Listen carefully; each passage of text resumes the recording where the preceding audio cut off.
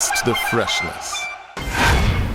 All right, welcome back. If you just joined us now, we are just beginning to roll on the show. Let me start by introducing my colleagues. Let me start with Matthew Okugwe. Matthew, welcome to Sportsville. Yes, thanks for having me, George. At this point in time, it is what I would describe as a time of sober reflection as far as the world is concerned. COVID-19 definitely putting nations on their toes. Hopefully, God will intervene and will be able to reach about a lasting solution to this. Okay, God will intervene. At this time, we cannot but pray, because with God, all things are possible. On that note, let me welcome Tony Ubani to the show. Tony, you're welcome to Sportsville. Thank you so much, George, and of course, thank you to our esteemed viewers. George, we are living in very perilous times, but no matter how hard it is, George, in a way, where there is a will, there is a way. I think the Nigerian government have shown the will, and of course the Nigerian people too have equally shown that Nigeria, togetherness, George, we can conquer whatever that comes our way.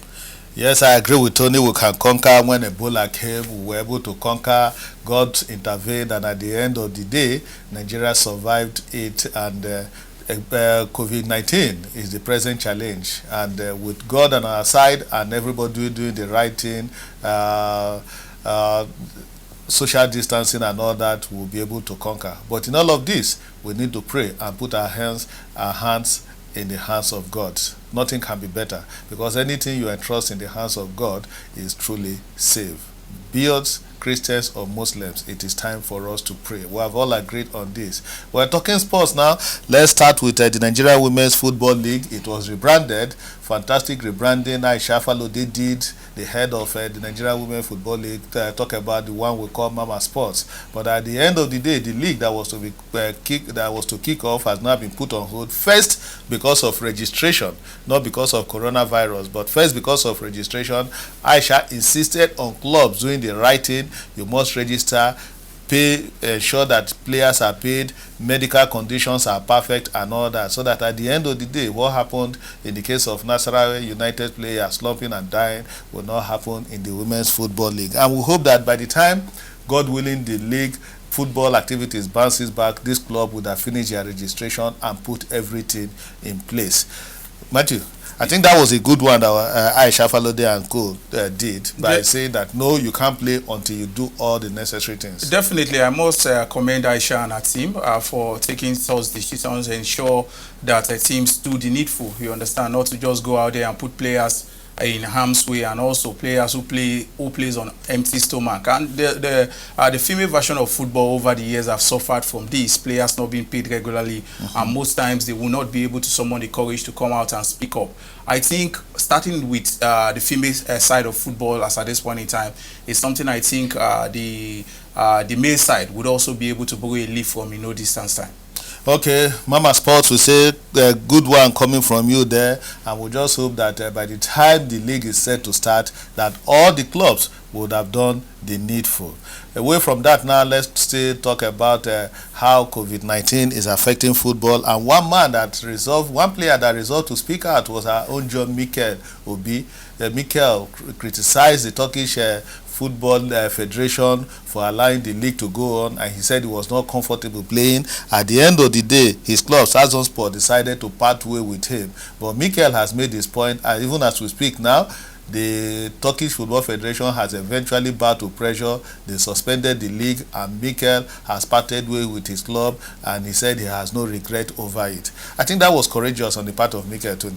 Absolutely right, George. I must tell you that Mikel has not only shown his will and of course shown his pedigree once it comes to world football. Mikel has shown that there is life after football, and that's exactly what he said. And of course the world queued behind him. Almost everybody is just showing that this is a time that all precautionary measures should be adhered to. And of course, for people to be playing when other leagues, major leagues in the world, were suspended, Mikel was vocal, and in being vocal, he was recognized by the world. And of course, Didier Drogba, a player of no less fortune and fame, backed him, and so many other people have backed him. And at the end, I think that victory belongs to Mikel, because that which he started, the Turkish league, bowed to pressure. And of course, Trabzonspor, they mutually agreed to part ways. And Mikel showed his maturity, showed his fame, showed his fortune. He never asked for any money. He didn't ask for any money. He said it was a mutual thing. He would prefer to go and stay with his family. It's a time for reunion with your family. At a time like this, a time for prayer and a time, for, humility. And that's exactly what Mikel showed. I'm very proud of him that a Nigerian could just rise up and, of course, be doing things positive, that anywhere in the world now, that quote has gone viral. There is life.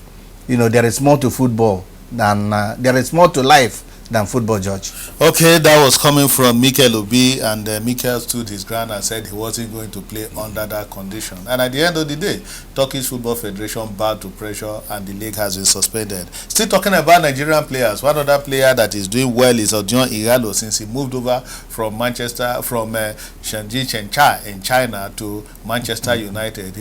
He stormed Manchester United and he started banging in goals. One of the goals was a fantastic one, the Europa Cup, and at the end of the day, he is smiling to the bank. He gets £8,000 for every goal he scored, and he is going to pocket 300,000 a week wages. No, actually, he forfeited 300,000 a week wages to move to England, but unfortunately the league is on break. But before then, we also saw what Odion Igalo was doing. He was banging in goals, and we hope that he keep his form when the league returns in the EPL, hopefully after April 30. Odion doing very well, Martin. Yes, suddenly he has become a shining light once again with Manchester United. Many never expected that this would become a reality. I said he's playing for his one club that he has supported as a child. So one thing I think he's going for Odion Igalo is his commitment, his discipline to the game, and also training. Even in the course of the stay-at-home order, we could see images of him on social media training in his personal gym and also within the confines of his house. So I think Igalo has brought about some level of unification as far as football followership is concerned in Nigeria, because a vast majority of persons are beginning to have some level of soft spot for Manchester United. Even the Chelsea fans want to watch United play because there is a certain Odion Igalo, and the club is already talking on how they would be able to make the deal permanent. And I think he's one player that has the ability to truly deliver. Okay, Odion Igalo delivering before the COVID-19 wahala started. But at the end of the day, the International Olympic Committee is still believing that a miracle will save the Tokyo 2020 Olympics.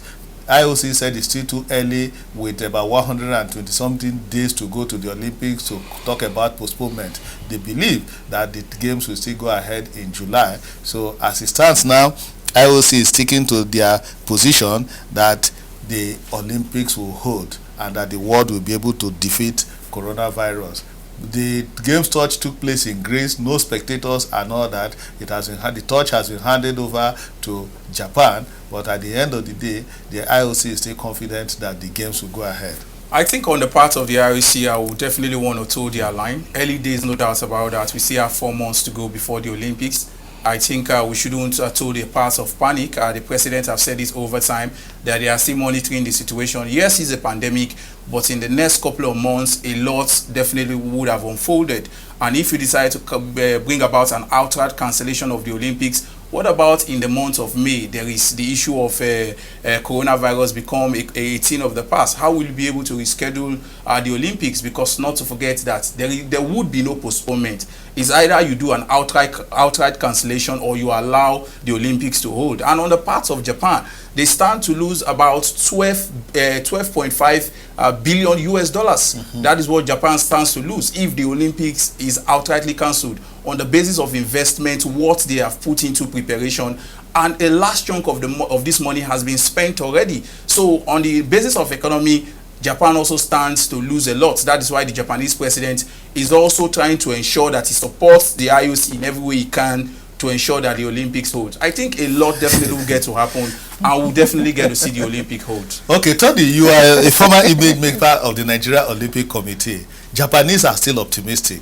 that this game will go ahead. IOC said it's too early, but some athletes, after IOC spoke with members of the Athletics Commission, are saying that IOC is being insensitive, that they are not considering the health of athletes and all that, and that beyond that, they have not been training ahead of the Olympics because of the situation worldwide. So what's your take in all of this? George, I think it's, I agree with the word insensitivity. And I think it is really very insensitive. And that brings back the quote you know, the word acclaimed quote by Michael Obi, you know, there is life, you know, after football, and after sports. And indeed, there is life after sports, George. So without the athletes, without the spectators, football or sports generally is nothing.